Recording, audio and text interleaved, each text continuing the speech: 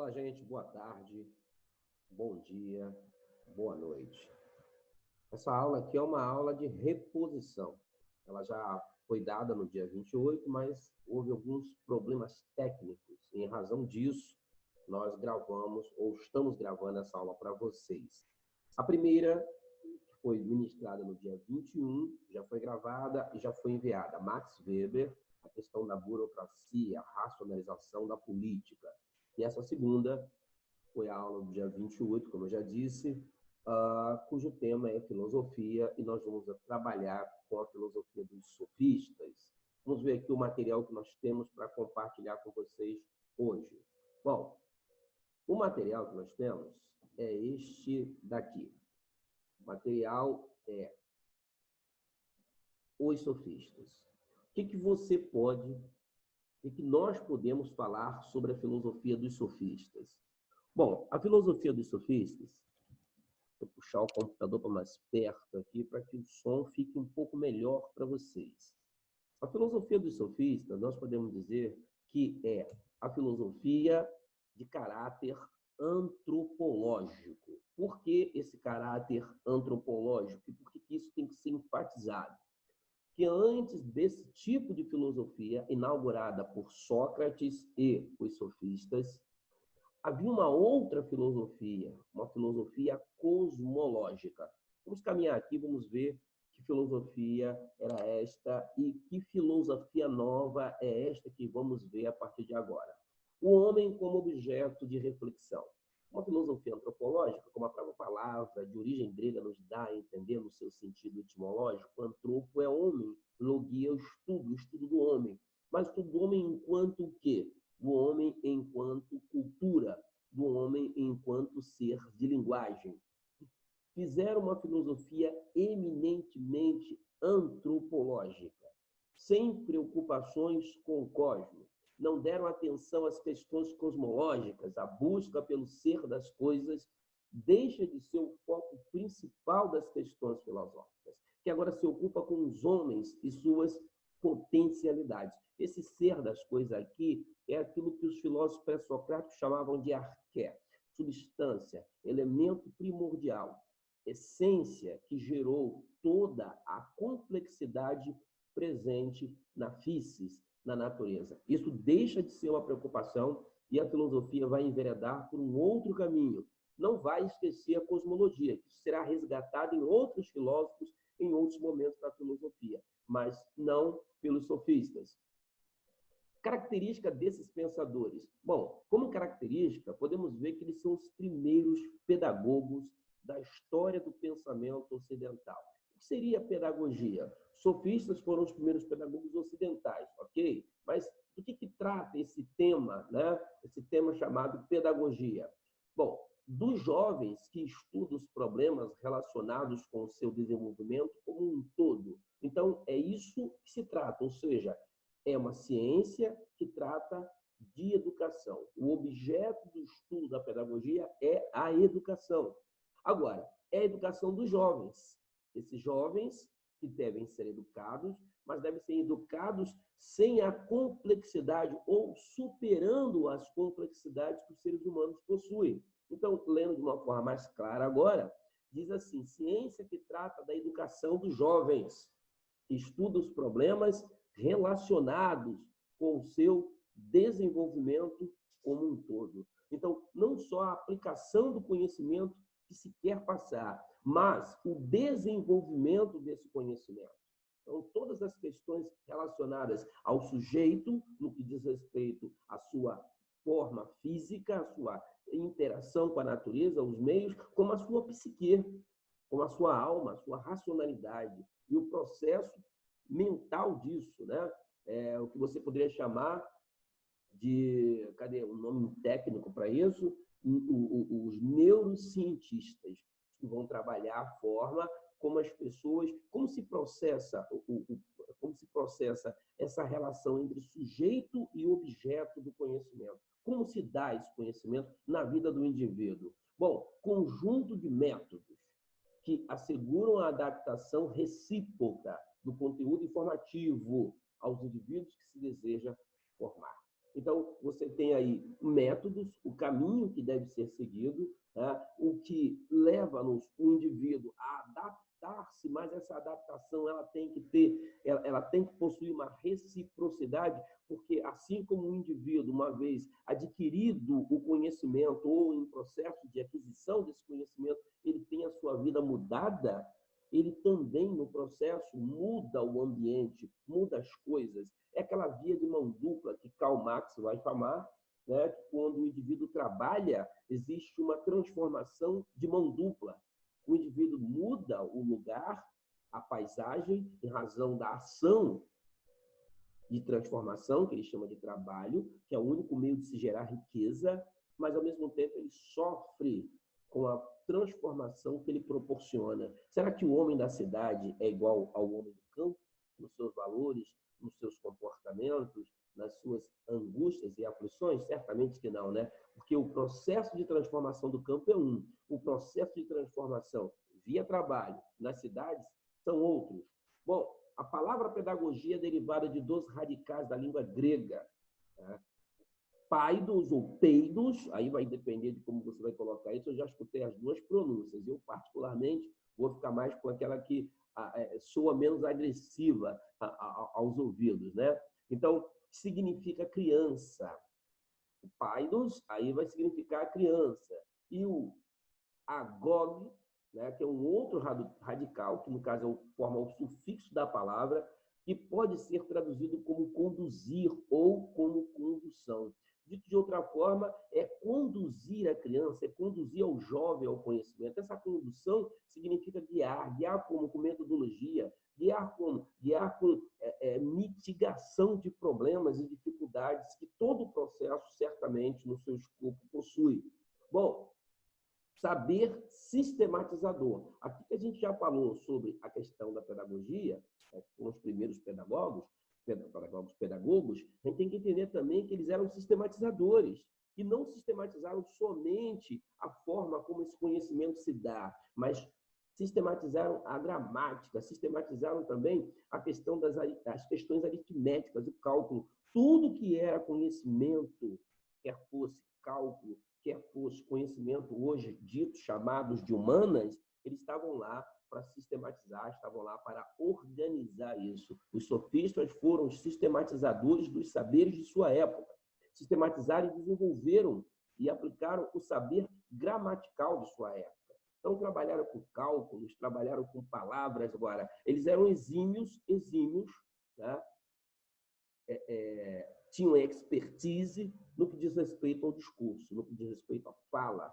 O que realmente era uma técnica deles, o que eles dominavam, essa capacidade de trabalhar as palavras, né? De manipular os significados, de usar uma dialética que fosse a seu favor, do interesse de quem está narrando.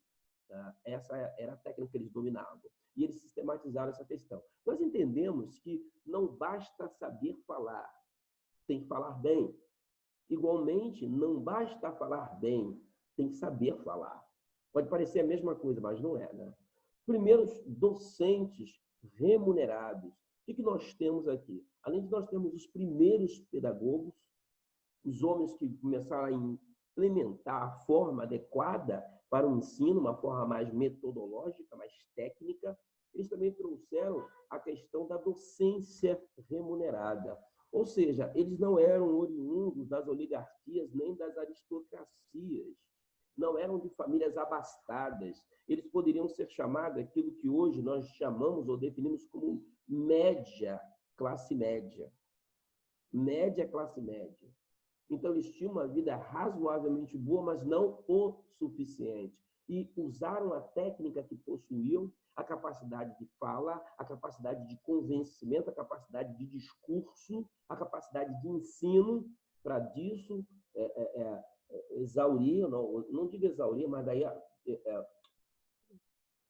beneficiar-se economicamente, certo? Extrair, talvez a melhor palavra não seja exaurir, exaurir é outra questão, extrair, né, vantagens financeiras.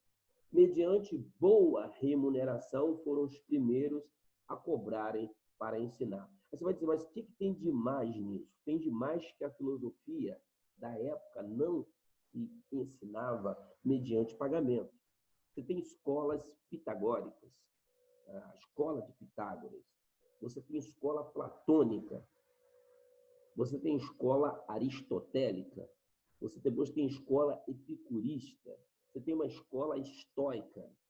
Não se sabe de pessoas que pagavam para poder fazer parte dos quadros dessas escolas, ou serem alunos dessas instituições. O que havia, pelo menos na escola platônica, a saber, a academia, era uma exigência mínima, que para nós não é mínimo, que é, se não souber matemática, nem entre.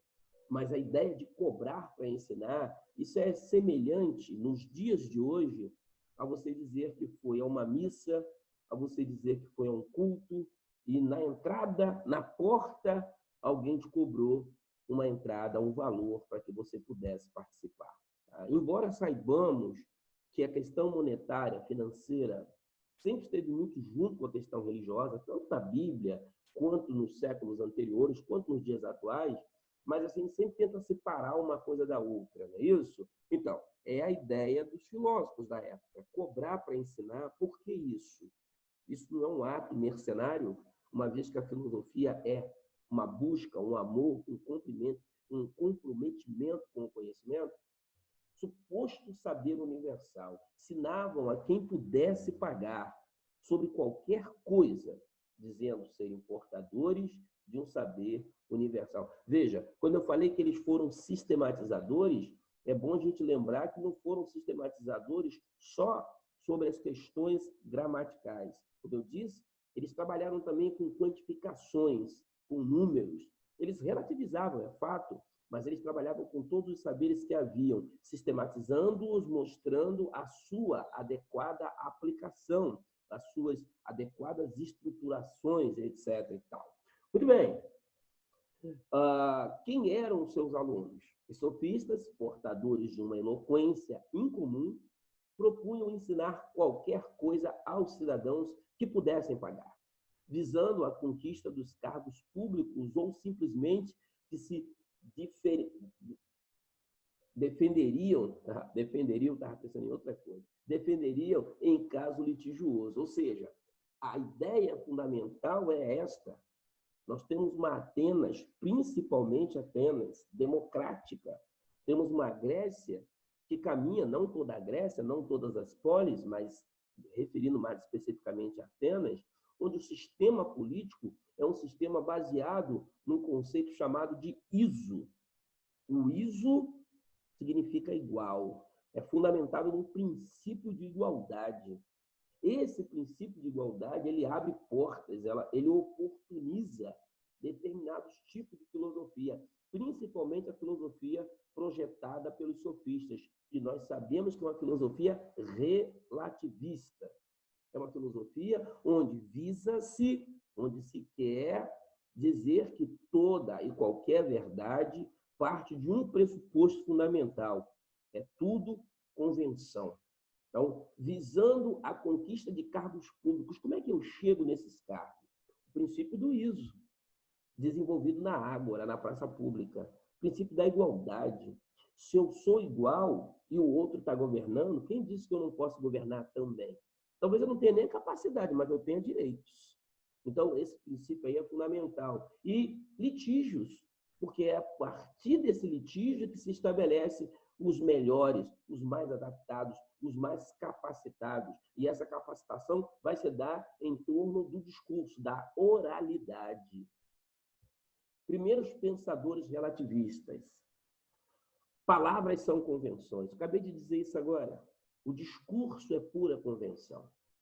Ensinavam como refutar o seu adversário, não se preocupando com a relação que as palavras tinham com as coisas, articulando-as segundo as necessidades do debate para convencer e derrotar seu oponente.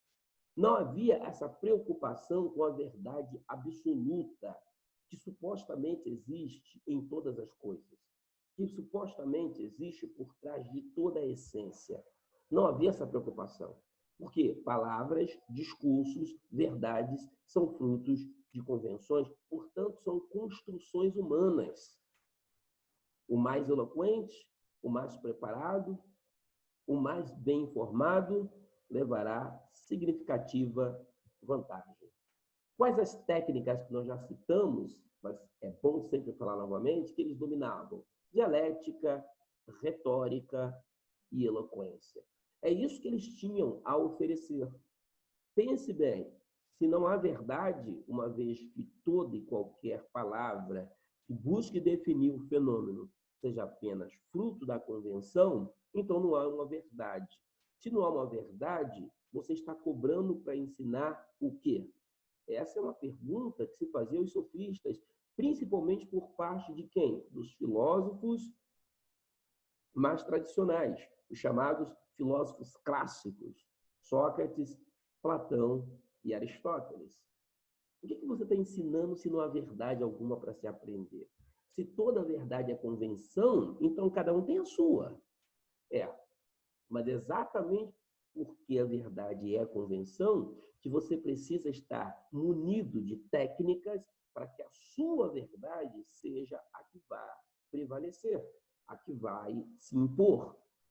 Eram mestres de dialética, retórica e eloquência. Era preciso saber falar para fazer valer seus interesses nas assembleias.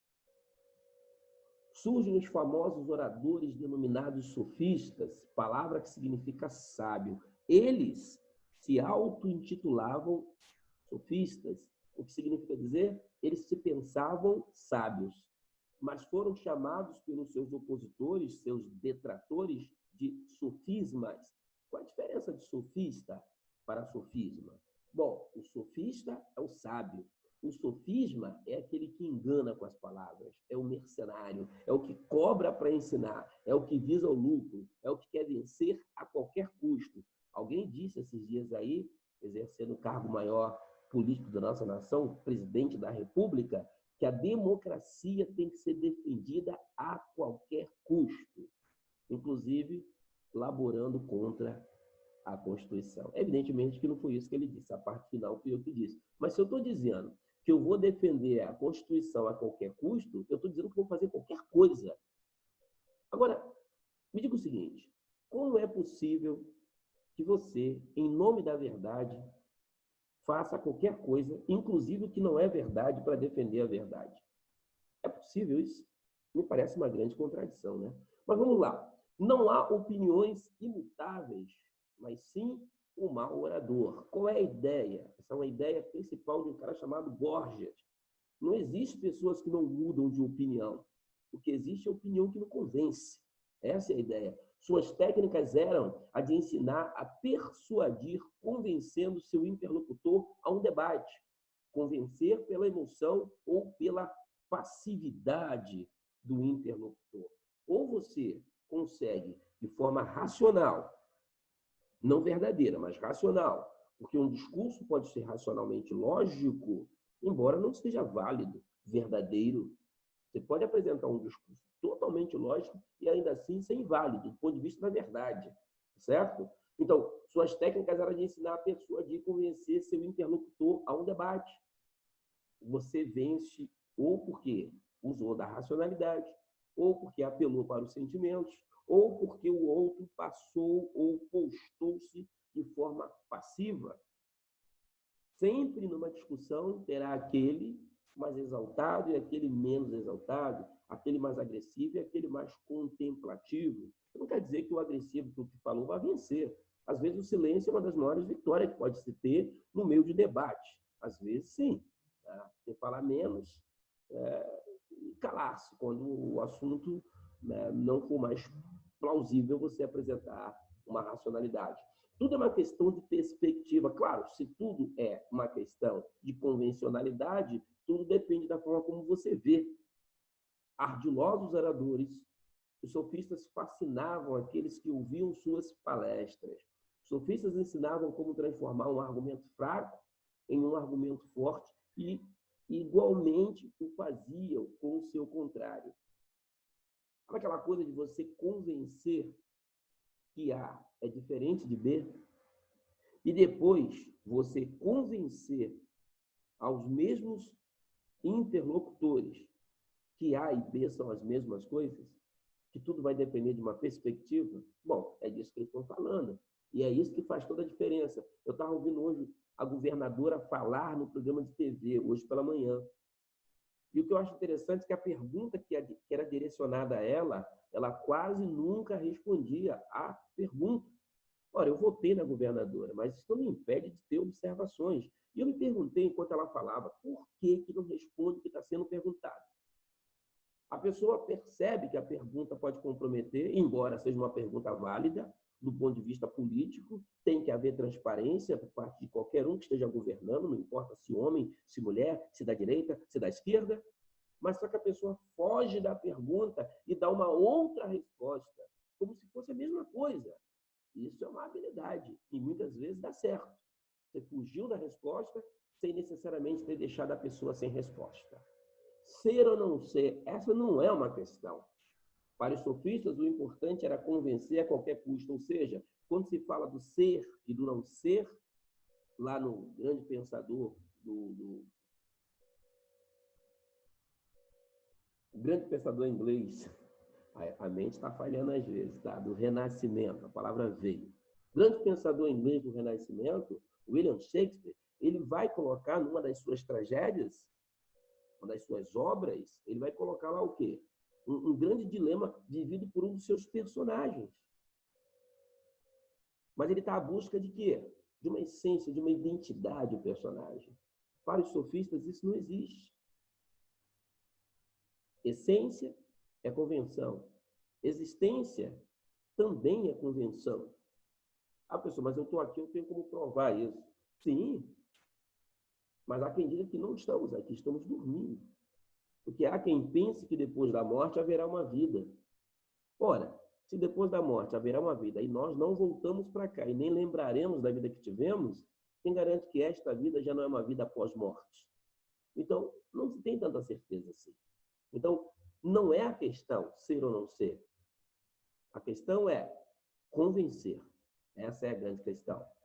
Bom, qual é o local onde essas coisas acontecem e por que elas acontecem? Eu já dei uma dica para vocês.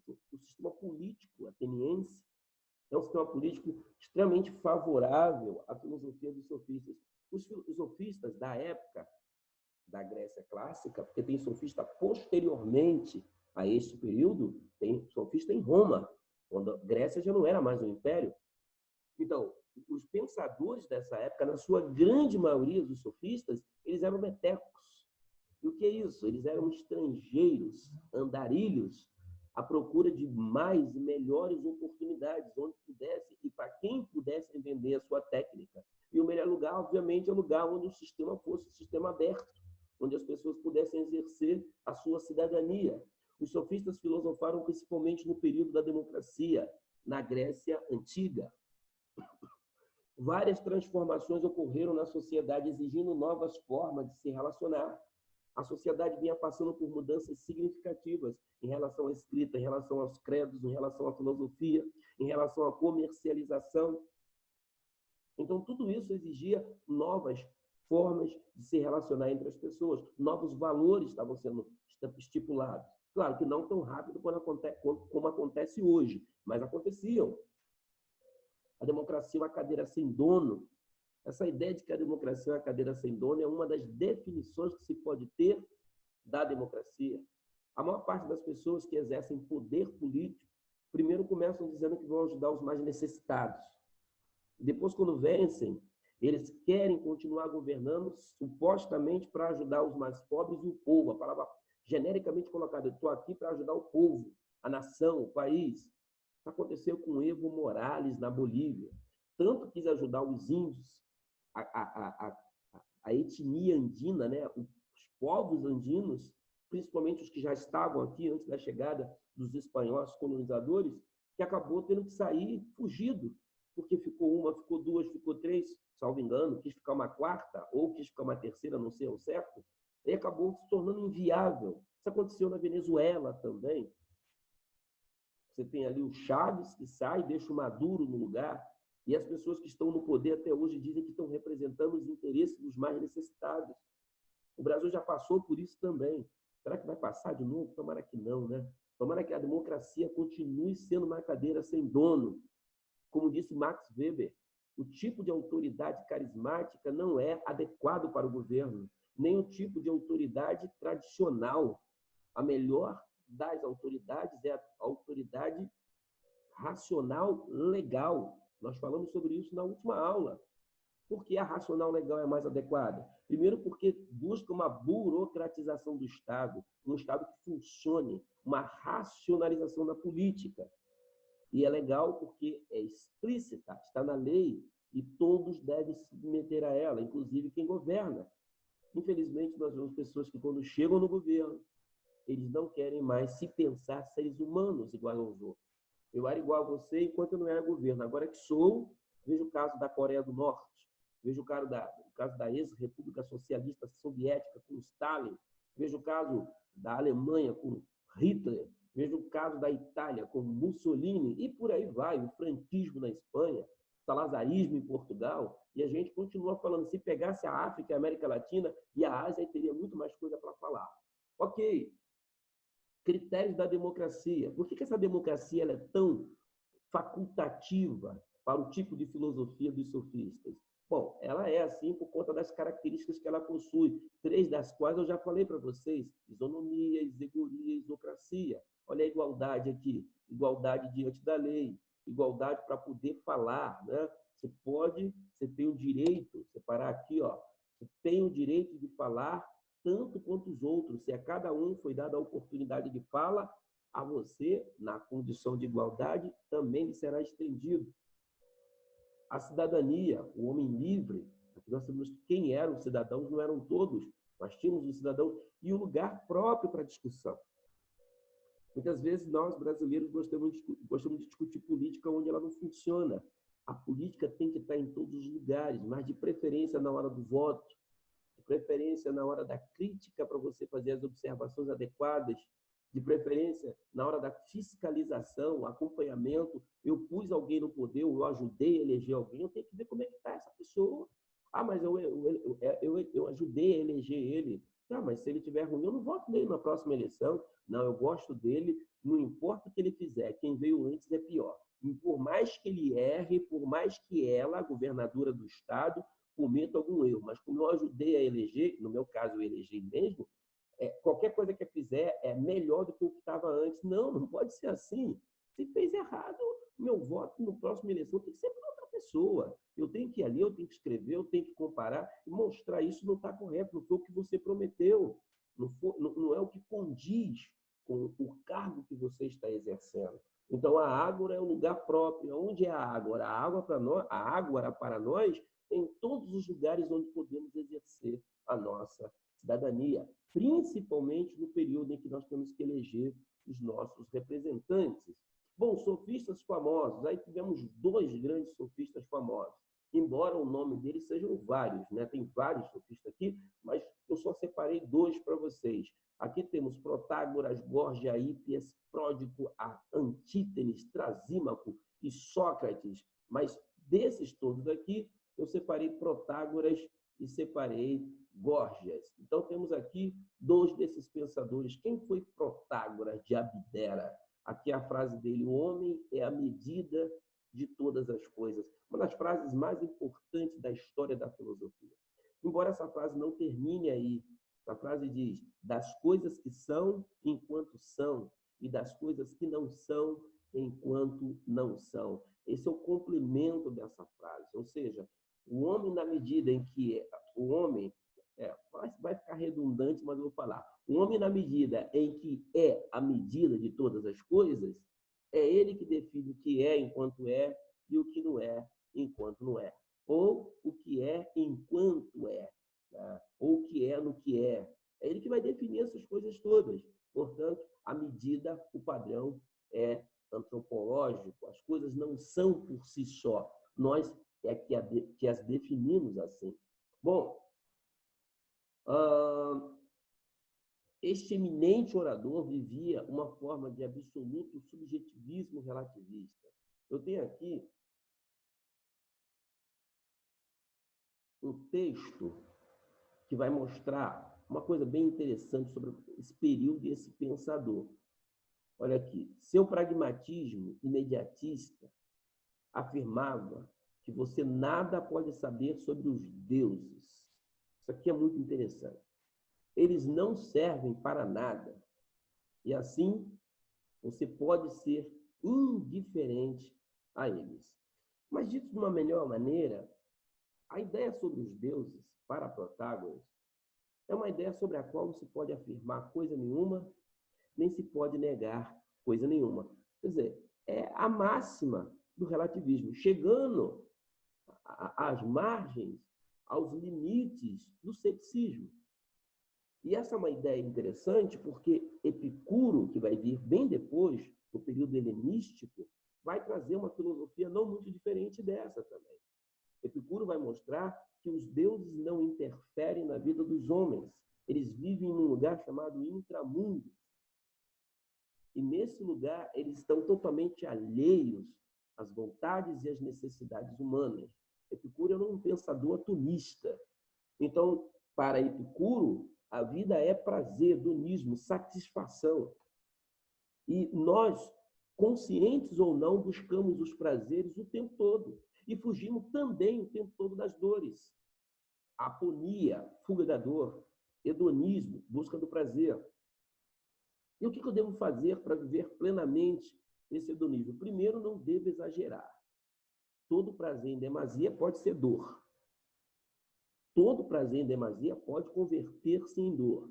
E depois, livrar-me das fobias.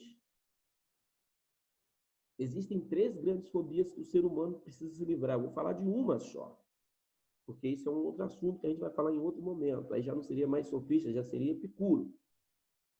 Uma das maiores fobias que o humano possui é o medo da divindade. E por que o ser humano teme tanta divindade? Porque é um dos medos que transcende a realidade. Dito de outra forma, você teme em vida e teme o que vai te acontecer depois da morte. Porque, segundo as nossas crenças, Deus tem poder sobre a vida e sobre a morte. Neste e em qualquer outro mundo. Portanto, essa é uma das maiores fobias. Mas ele diz, não devemos temê-los. Por quê? São indiferentes. São indiferentes. É como se, de repente, você estivesse diante de uma partida de futebol, o seu time vai enfrentar um grandíssimo adversário, vai lutar por um título que nunca recebeu, e você pede para que o teu Deus te ajude. Só que do outro lado, do outro time, também tem pessoas que acreditam no mesmo Deus que você acredita. E pediram, coincidências à parte, a mesma coisa que você pediu. Qual dos dois vai receber a vitória? A qual dos dois o Deus vai atender às preces? Epicuro acredita que isso seria totalmente indiferente a Deus. Muito bem, só que ele não estende isso só ao futebol, ele estende isso a toda a existência humana. Nós, por turno, acreditamos que algumas coisas são fúteis, não devemos pedir a Deus. Outras são importantes e devemos pedir a Deus. E acreditamos que ele interfere. Mas Epicuro acha que isso é a causa de um dos maiores temores da humanidade. Porque os deuses são indiferentes aos homens, como eu já havia dito. Bom, e por último, Gorgias, de onde eu tirei Jorge? Gorgias de Leontine. Gorgias tem uma frase muito interessante, um pensamento muito bom. Ele vai trazer uma frase que é um pouco diferente da de Protágoras, mas, no fundo, não tem tanta diferença assim. Enquanto que Protágoras diz que o homem é a medida de todas as coisas, das coisas que são enquanto são e das que não são enquanto não são, Gorgias vai dizer que nada existe. Nada existe. Ou ele diz de uma outra forma, o ser não existe. Quem é esse ser? É essa verdade absoluta, primordial, que antecede a existência de todas as coisas. Diz, o ser não existe. Existem as coisas, o ser das coisas não. Mas, mesmo se você disser, não, existe, você não consegue provar. E mesmo que você consiga provar, você não consegue demonstrar.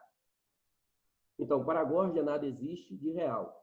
E se nada existe, o homem não pode conhecer verdadeiramente nada. E mesmo que algo exista e possa ser conhecido, seria impossível comunicar aos outros esse conhecimento. Ele disse aqui, de um jeito diferente, que eu acabei de falar para vocês. O ser não existe, se existe não pode ser provado, se provado não pode ser demonstrado. Gorgia acreditava firmemente que não existem pessoas irremovíveis. O que existe são argumentos com tentativa de convencimento mal formulados. Gorgia acentua o seu ceticismo, evidenciando a impossibilidade de um conhecimento definitivo e propiciando um ambiente em que o mundo só tem o valor daquilo que o homem confere, consciente de sua efemeridade, ou seja, que o homem é um ser passageiro e que age apenas para satisfazer seus interesses pessoais. Isso aqui nos leva também a pensar no filósofo contratualista chamado Thomas Hobbes. O homem é um ser egoísta, não sente prazer na companhia do seu semelhante. E aí você junta isto com a liberdade. O que isso vai gerar? Guerra total. E o que significa essa guerra total? Guerra de uns contra todos, de todos contra uns. O que ele sintetiza na frase: o homem é o lobo do homem. Conflitos filosóficos. Aqui você tem as críticas feitas principalmente pelos opositores, detratores dos sofistas, Sócrates, Platão e Aristóteles. Tá? Os pensadores clássicos viam a filosofia dos sofistas com muitas reservas, porque cobravam para ensinar, eram chamados de oportunistas mercenários. Demagogos, porque afirmavam como verdade absoluta o fato de não haver verdade absoluta. Então, isso é demagogia. Vocês afirmam absolutamente que a verdade absoluta não existe, o que, na verdade, também é uma contradição.